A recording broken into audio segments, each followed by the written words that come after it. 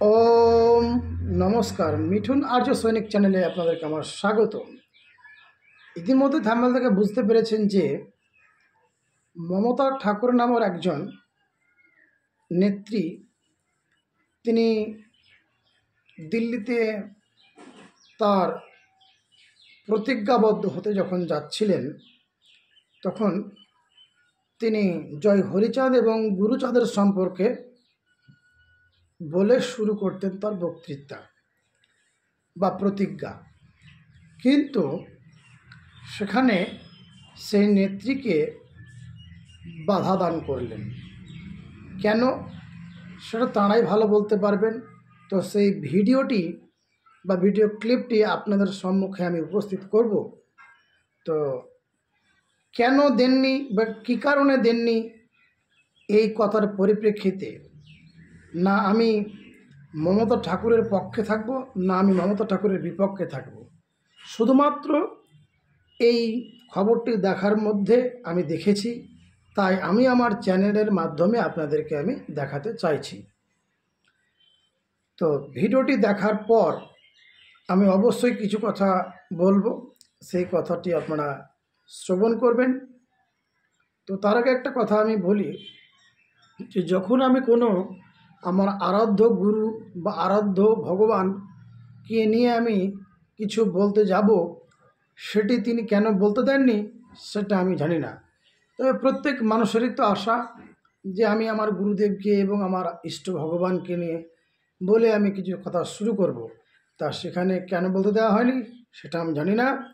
তো সেই ভিডিওটি আপনাদেরকে আমি দেখাচ্ছি, সেই ভিডিওটি আপনারা মনোযোগপূর্বক সহকারে আপনারা সেই ভিডিওটি দেখুন। রাজ্যসভার সাংসদ হিসেবে মমতা ঠাকুরের শপথ গ্রহণে জোর বিতর্ক, যার জেরে প্রথম শপথ গ্রহণ নেওয়া হয়নি, গ্রহণ না করার অভিযোগ করেছেন তিনি।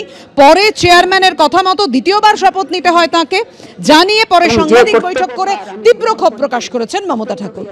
নিষ্ঠাপূর্বক নির্বাহ করিব।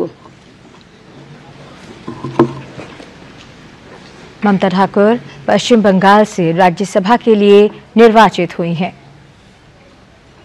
बांग्ला भाषा में शपथ लेने के बाद ममता ठाकुर हस्ताक्षर करते हुए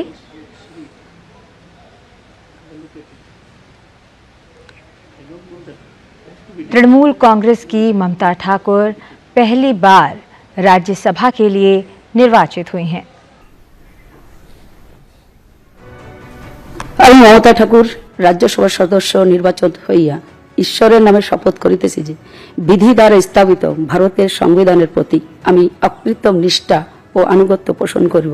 আমি ভারতের সার্বভৌমত্ব ও অখণ্ডতা রক্ষা করিব এবং যে কর্তব্যভার আমি গ্রহণ করিতে উদ্যত হইয়াছি তাহা নিষ্ঠাপূর্বক নির্বাহ করিব।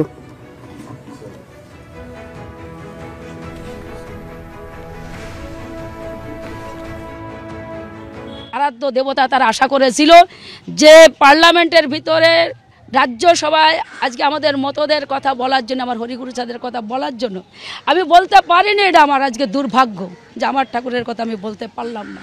আমি মত সমাজের কাছে আজকে কি জবাব দেব যে আজকে আমাকে এখানে পাঠানোর পরে তার আশা করেছিল, সবাই বলছে মা তুমি জয় ধ্বনি দেবো হরির নামে, কিন্তু আমি দিতে পারলাম না। অথচ সেই প্রধানমন্ত্রী নরেন্দ্র মোদী মানে স্বরাষ্ট্রমন্ত্রী যায় ভোটের জন্য, আজকে সেই মতদের কাছে সেই মন্দিরে যে আজকে মাথা করে, আর আজকে অপমানের পর অপমান আজকে আমরা হচ্ছে একের পর এক। যাই হোক, আপনারা দেখতে পেলেন যে তিনি কি বলতে চাইলেন, কিন্তু এখানে হয়তো বা আমি বলছি না কিন্তু যেটা সঠিক, মানে আমি যেটা অনুমান করছি যে হয়তো বা তিনি বলতে দেননি সেই সভাতে যে হয়তো এরপরে যারা হয়তো মনসা ভক্ত তারা হয়তো মনসা মা মনসার নাম করবে, বা ইদানিংকালে আপনারা দেখতে পাচ্ছেন আজকে যে একজন মা কালীর ভক্ত মঙ্গলা দেবী একজন মাতাজি বা মহিলা বলতে পারেন, তো অনেকে হয়তো তার নাম অনুসরণ করে হয়তো বলতে চাইবেন। তো সেই বা অনেকের মত, বা হয়তো অনেকে যারা মা তারার ভক্ত তারা হয়তো মা তারা দিয়ে শুরু করতে চান বক্তৃতা, এরকম। তো তাই হয়তো বলতে দেননি কি আমি জানি না, কিন্তু আমি এটা অনুমান করছি যে সেটা হলেও হতে পারে। তো এই বিষয়ে আপনারা ভালো মন্দ বিচার করবেন। নমস্কার।